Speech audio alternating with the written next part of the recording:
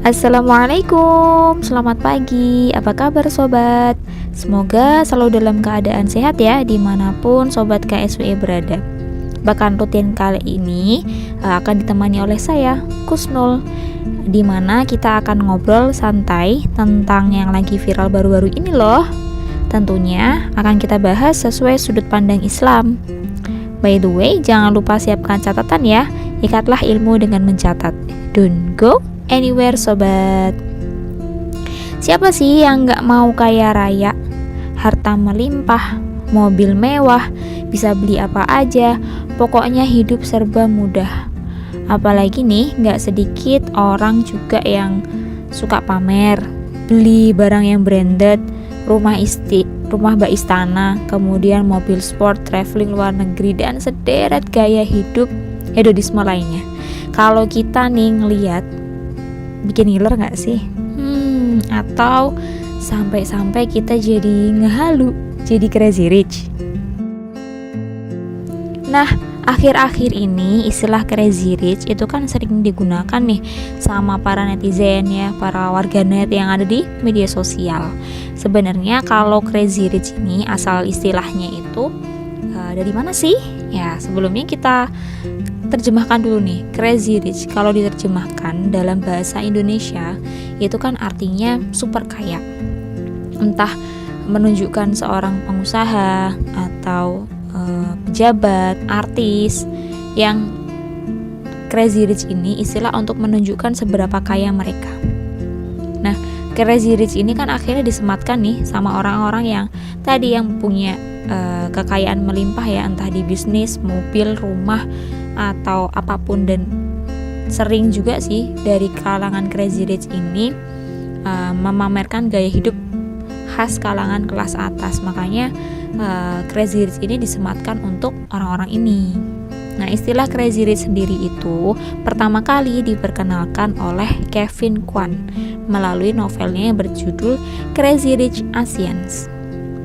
Istilah ini itu mulai viral dan menjadi perbincangan orang banyak ketika novel ini diangkat dalam film layar lebar, yang dimana film ini itu dirilis tahun 2018 dan digarap oleh John M. Chu.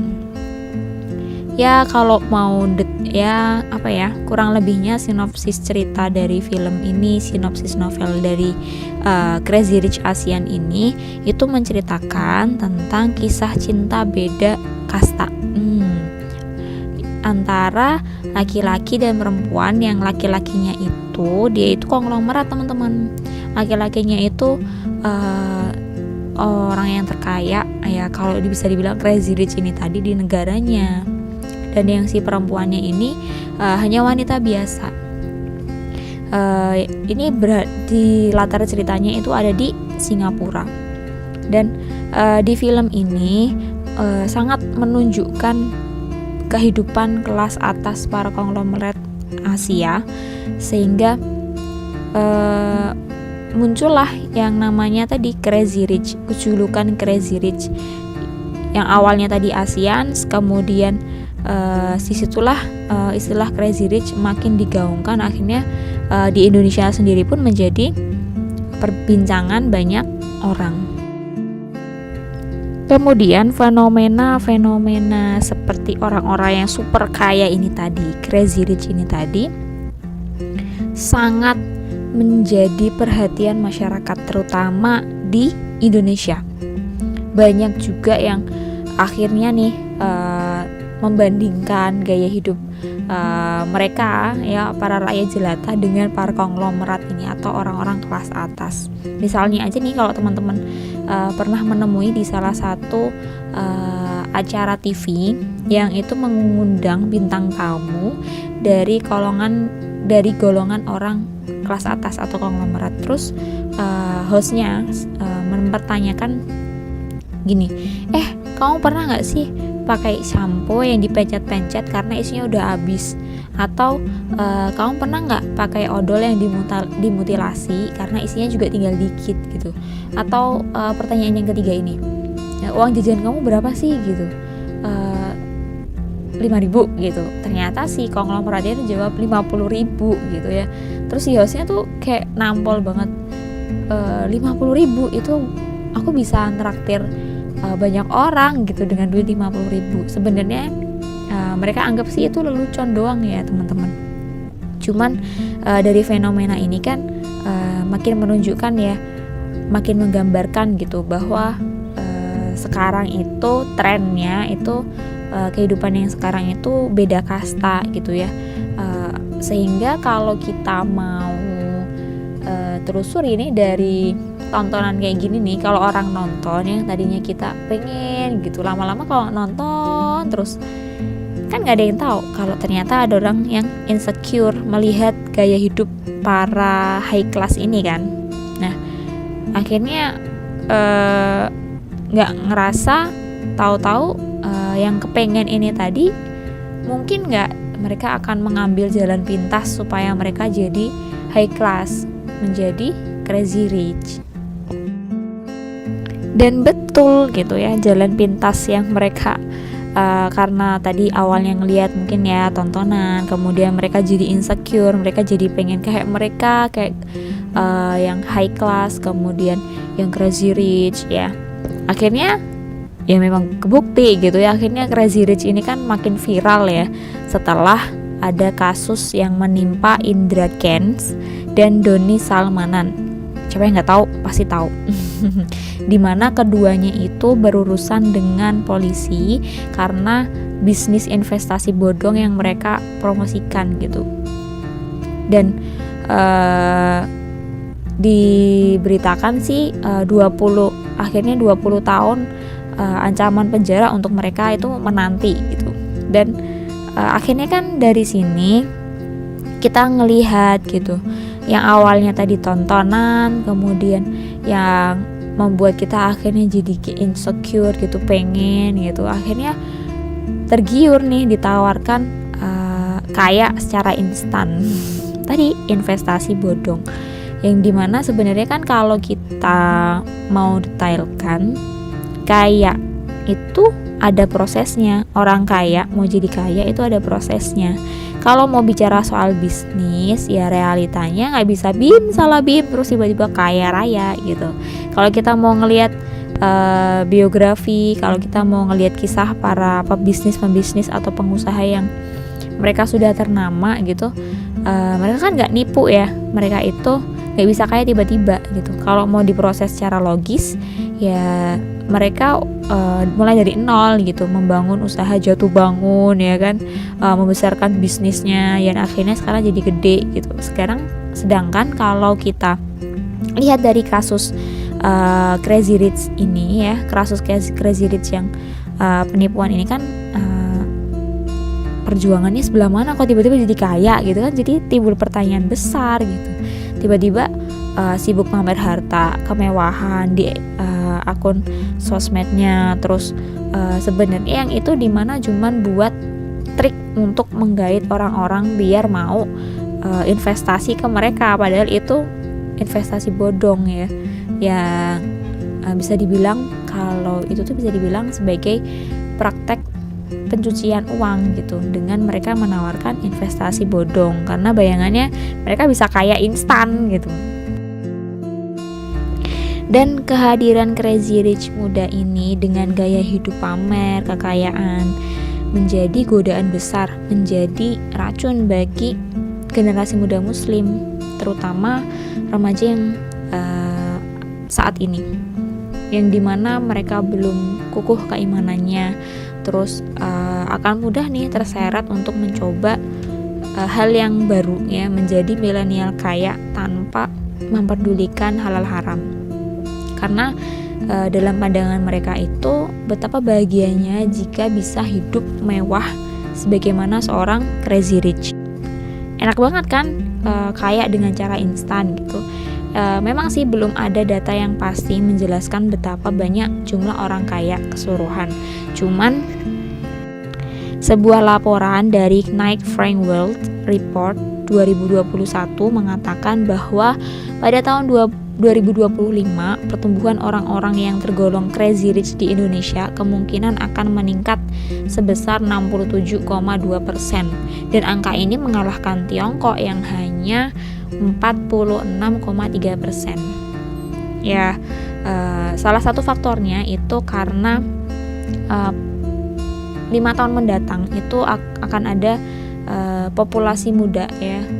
Populasi muda, anak-anak muda, generasi muda itu jauh lebih banyak, sehingga berkembangnya bisnis digital yang itu dimana bisa jadi peluang nih buat para milenial untuk jadi miliarder. Cuman pertanyaannya,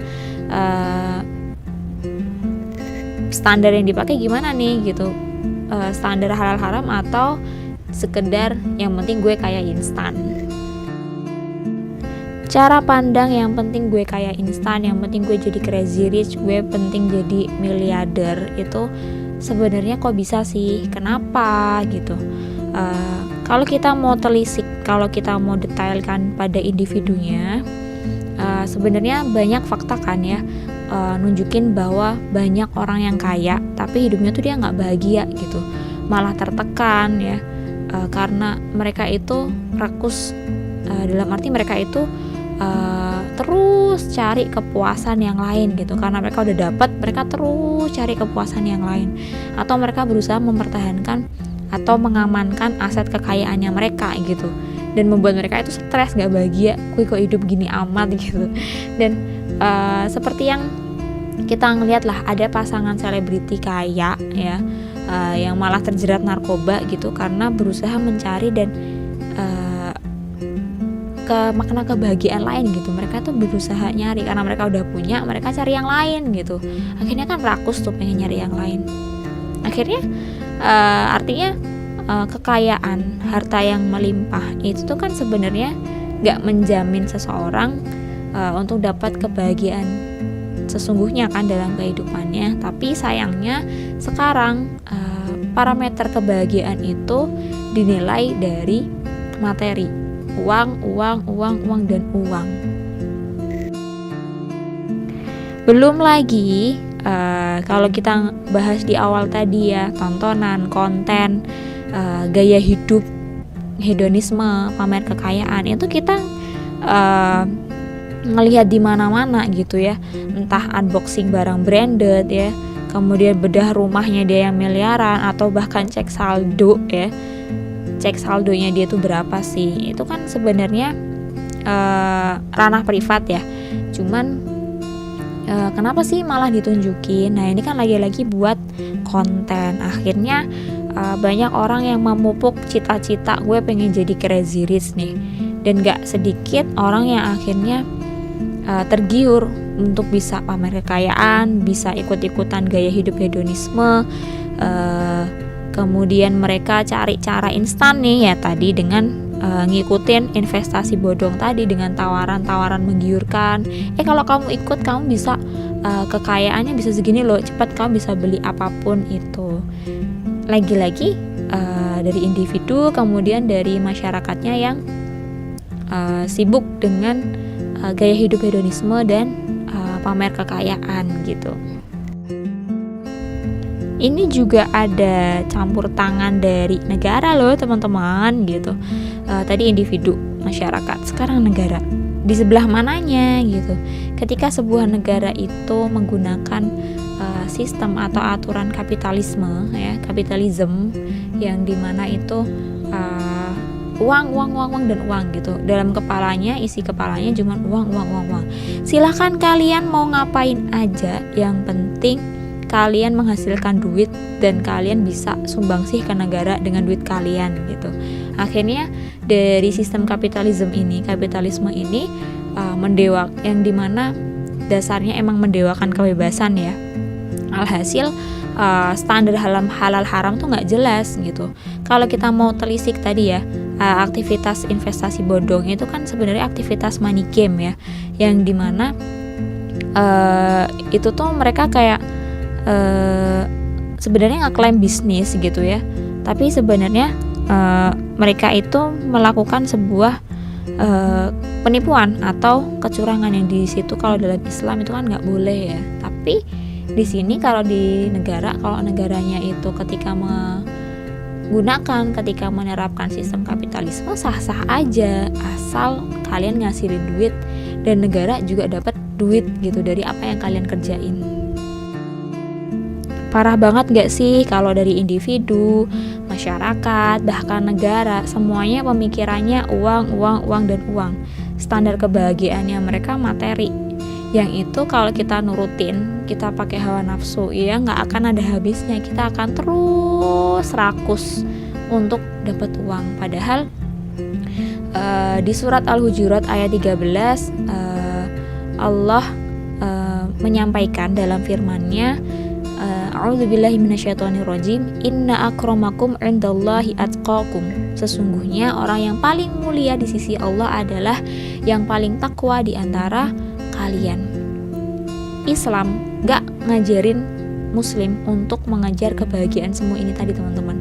Yang materi yang kita tahu, materi itu, duit itu, kekayaan, mobil mewah, barang branded dan lain sebagainya, gak kita bawa mati gitu, akan kita tinggalkan di bumi. Sedangkan kita mati cuma bawa kain kafan dan amal perbuatan, amal solihnya kita gitu. Karena itu penting banget gitu, seorang remaja muslim ini, kita nih sebagai seorang muslim juga mesti paham gitu bahwa hal-hal kayak gini nih, kebahagiaan semu, mana yang kebahagiaan hakiki ya. Kalau kebahagiaan hakiki, kalau kita mau detailkan lagi, Allah bilang yang paling mulia di sisi Allah itu adalah orang yang paling takwa di antara kalian gitu. Takwa di sini yang gimana sih? Yang melaksanakan perintah Allah, yang ngejauhin perintah, yang menjauhi larangannya Allah. Kemudian buat apa sih lagi-lagi cuman buat ngeraih kebahagiaan hakiki seorang muslim untuk dapat keriduannya Allah. Kalau kita udah sibuk ngejar ridhonya Allah, maka Allah yang akan menanamkan dalam hati kita itu ketenangan, keberkahan hidup, dan sebuah kebahagiaan yang itu gak akan pernah dirasain sama orang yang parameter hidupnya cuman buat materi teman-teman. Ini Allah janjikan loh ya di surat Al-Hujurat ayat 13. Sehingga dari surat tadi Al-Hujurat ayat 13 kita akan terfokus untuk menyelamatkan generasi. Karena bagaimanapun juga generasi itu nantinya yang akan mengisi peradaban, yang akan melanjutkan sebuah peradaban. Gak lucu kan dia gitu ya, buminya kosong gitu. Nah di sini dari sisi individunya yang tadinya parameternya materi, kalau kita mau tarik gitu ya dari surat Al-Hujurat ayat 13 ini, bahwa dalam Islam generasi itu mesti paham yang tadi namanya parameter kita sebagai seorang muslim, kesuksesan dan kebahagiaan hidup yang hakiki itu ketika dia paham tentang bagaimana cara supaya dapat ridhonya Allah. Karena itu ghoyatul ghoyah gitu, tujuan tertingginya kita sebagai seorang muslim gitu. Dengan begitu Allah tanamkan ketenangan, keberkahan hidup, kebahagiaan, sehingga kita jadi hamba yang senantiasa bersyukur gitu, senantiasa qanaah, menerima setiap apa yang Allah kasih ke kita, setiap apa yang Allah rezekikan kepada kita gitu.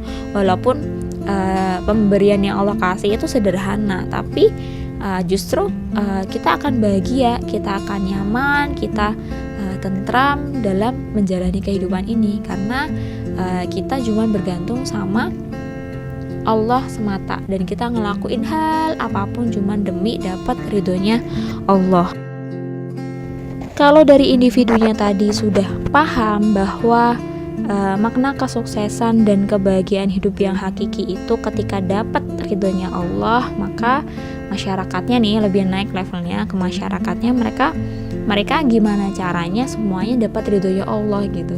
Kebayangnya dalam benaknya mereka, pikirannya mereka beramar ma'ruf nahi mungkar. Suasana yang tercipta di masyarakat itu cuman amar ma'ruf nahi mungkar, mengingatkan dalam kebaikan, mengajak pada kebaikan dan mencegah kepada kemungkaran. Kalau ada temennya misal ya, atau keluarganya gitu, orang terdekatnya yang ngelakuin kesalahan, mereka tuh nggak segan-segan, mereka itu akan sangat ringan untuk mengingatkan, yuk balik lagi, tujuan hidupnya kita itu cuma dapat ridhonya Allah, dan caranya dengan kita jadi hamba yang taat ya, menjalankan perintahnya Allah, menjauhi larangannya Allah, dan saling menasihati dalam kesabaran, misal sedang diuji gitu, saling menasihati gitu. Bukankah itu sangat indah, bukankah itu sangat enak dan jadi impiannya kita? Dan suasana ini akan terwujud kalau seorang muslim paham gitu ya, setiap pribadi paham, saling menyampaikan gitu ya, ngasih tahu ini loh sebenarnya kebahagiaan hakikinya kita sebagai seorang muslim itu cuman dapat ridhonya Allah. Maka negaranya pasti akan menjaga akidah umatnya. Kalau dari individunya tadi sudah paham nih kalau sebenarnya kebahagiaan hakiki itu ketika dapat ridhonya Allah, masyarakatnya beramar ma'ruf nahi mungkar, maka negaranya pasti akan menjaga akidah umat, kemudian benar-benar ngelindungi gitu ya. Makanya butuh banget nih perlindungan negara.